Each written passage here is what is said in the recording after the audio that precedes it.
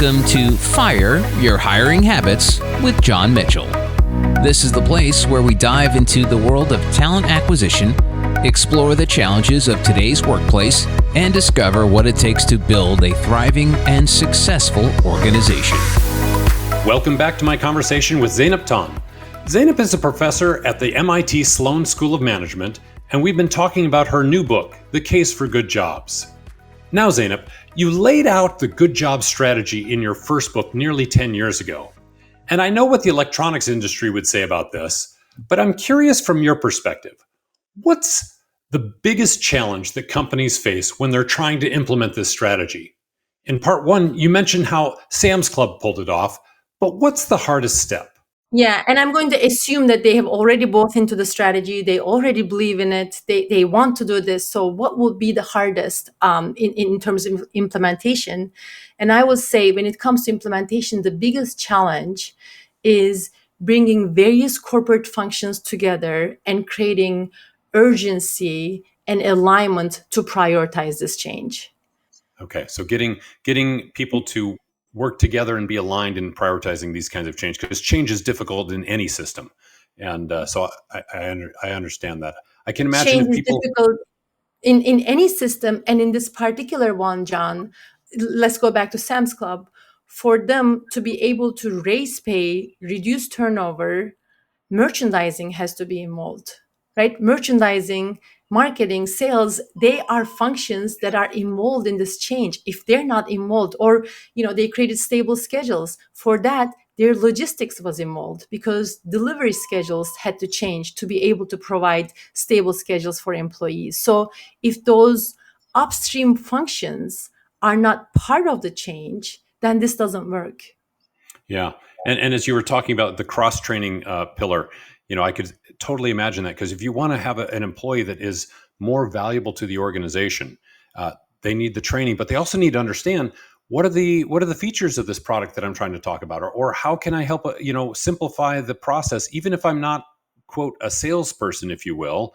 You get questions, you have experiences like this, so understanding multiple aspects, that makes total sense to me, that you really need to have a highly integrated system across many different functions within the organization.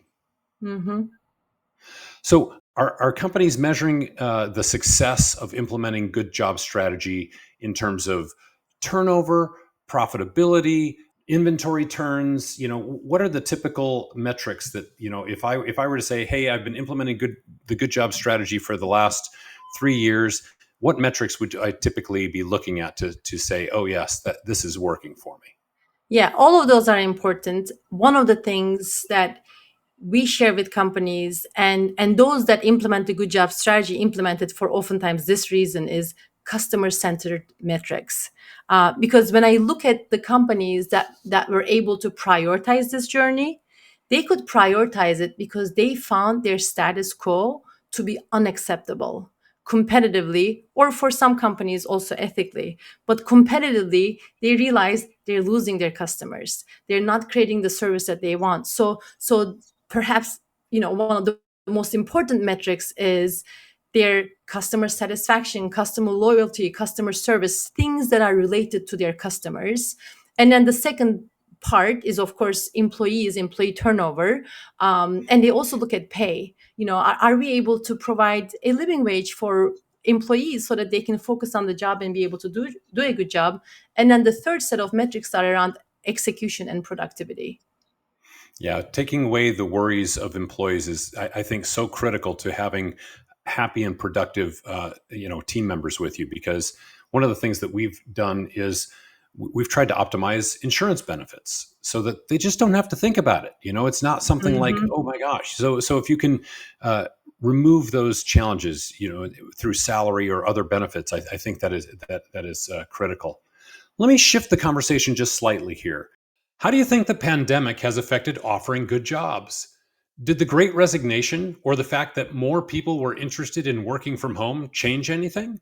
Yeah, the quit rates, employee turnover levels at companies were increasing since 2009 at an aggregate level. And the COVID re-accelerated that trend.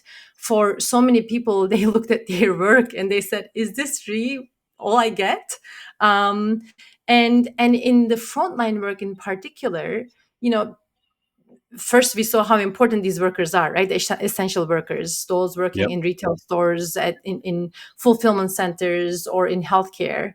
But those workers went through really challenging periods. They risked their health.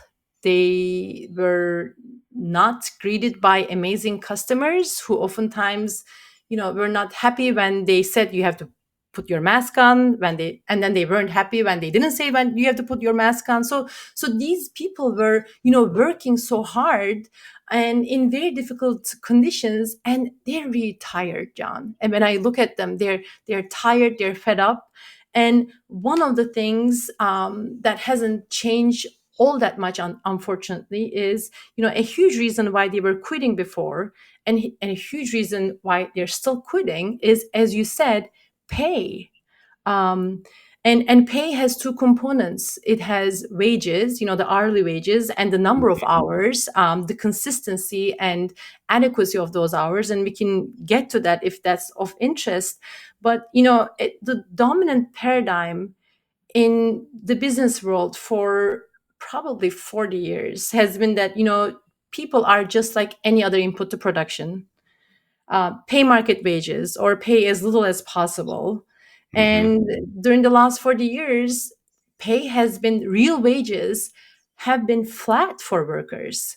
Sure. And we work with a lot of companies from all sorts of industries that tried so hard to keep their workers. They offered recognition programs. They let their employees express themselves at work. They worked on their purpose and their mission and vision statements. And one leader we worked with, and he had, he tried pizza parties and little perks, and realized that, he was just doing things around the edges because it didn't improve the lives of his workers.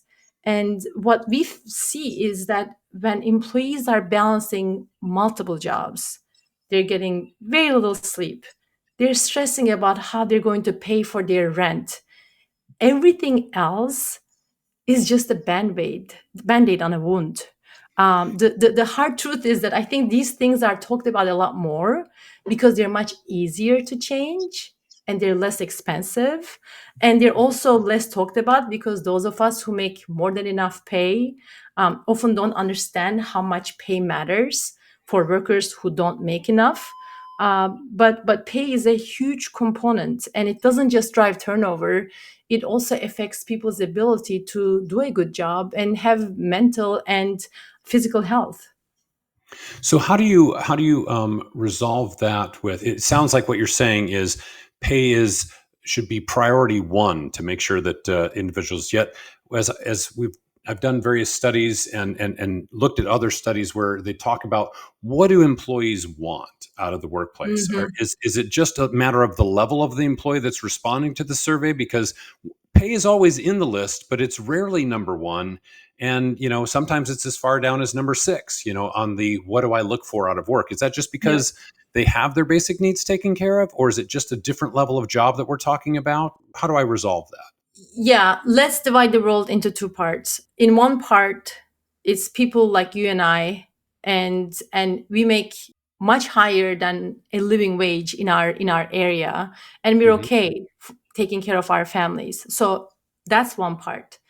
But a huge chunk of the economy is people who are not making enough to be able to take care of their families. So for them, and pay alone doesn't make a good job for sure. Yep.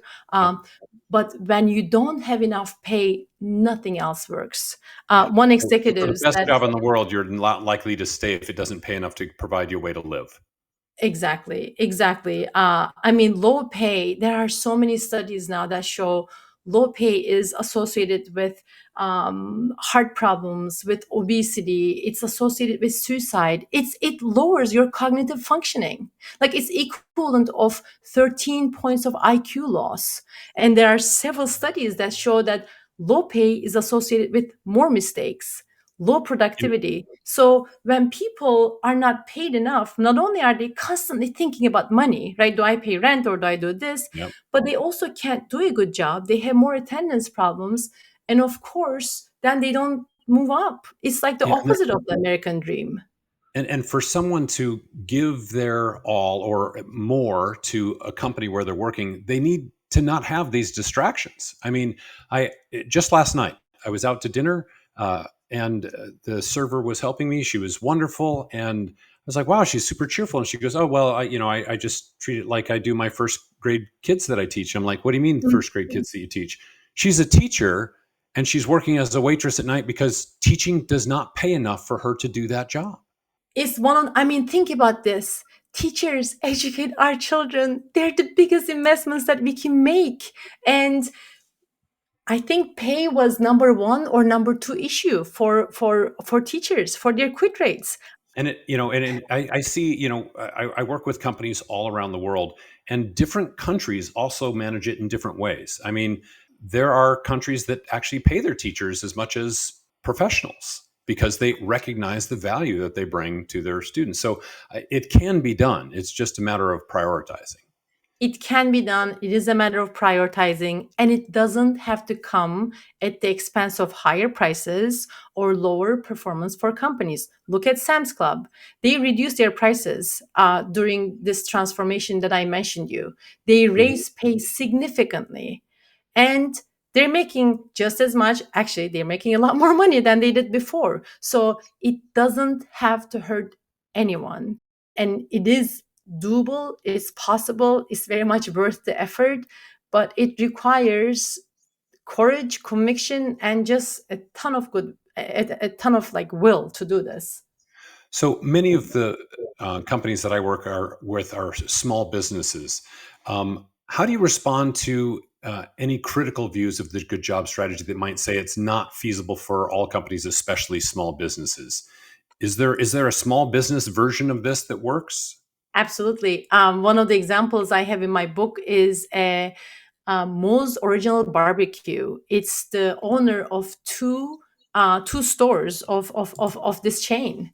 Hmm. And when he read the first book, he reached out to me. Dewey is his name. He reached out to us and he said, "I'm so excited. I'm all in, and I'm so nervous because he raised. I mean, imagine you're a small business owner.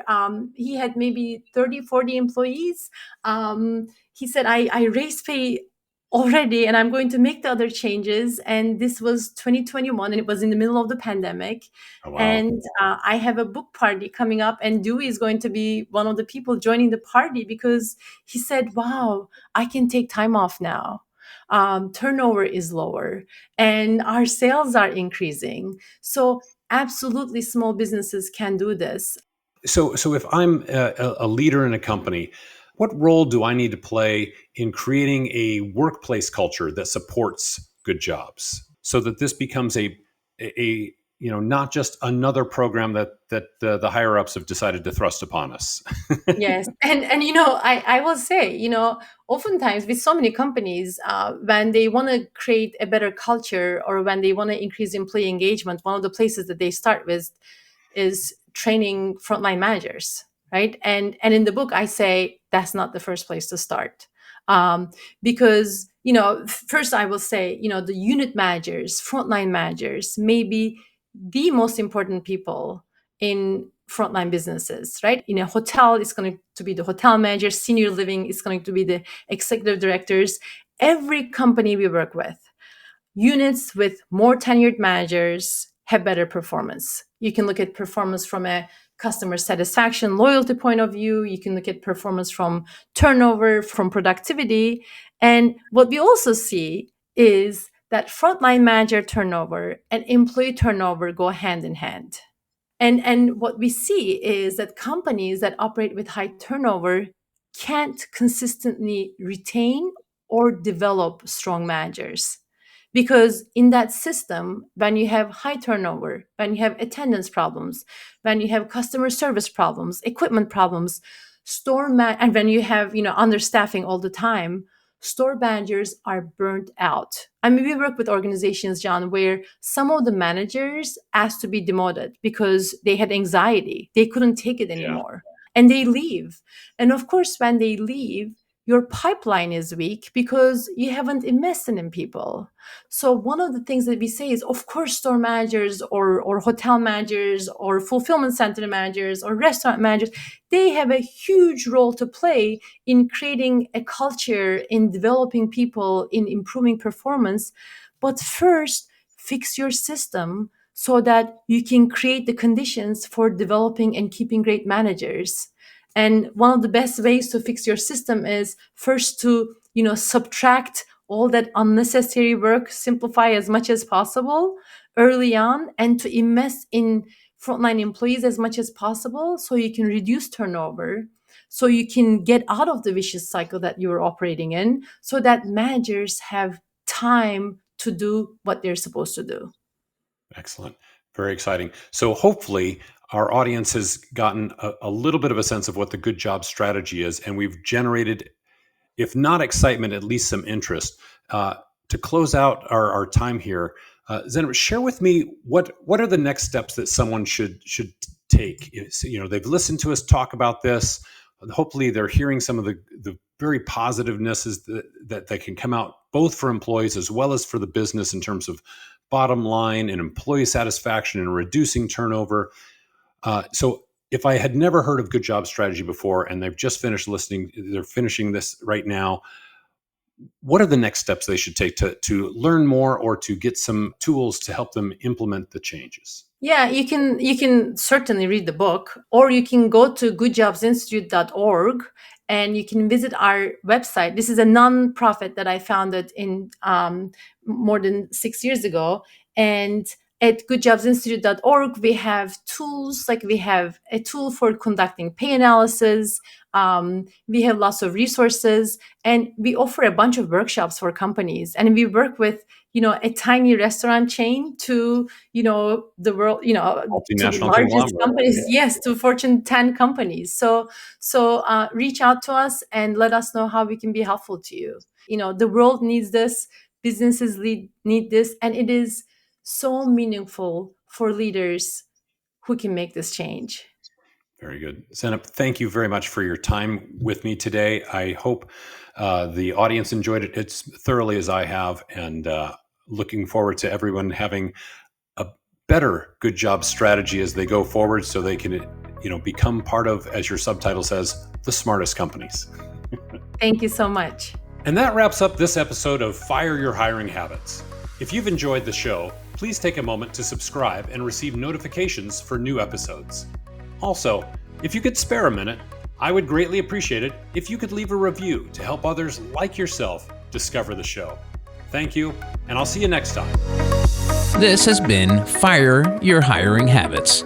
If you want to empower your organization to reach new heights, go to johnwmitchell.com to find the techniques and tools you need to attract and retain the best team and boldly reimagine your workplace. Fire Your Hiring Habits with John Mitchell is a production of Forbes Books.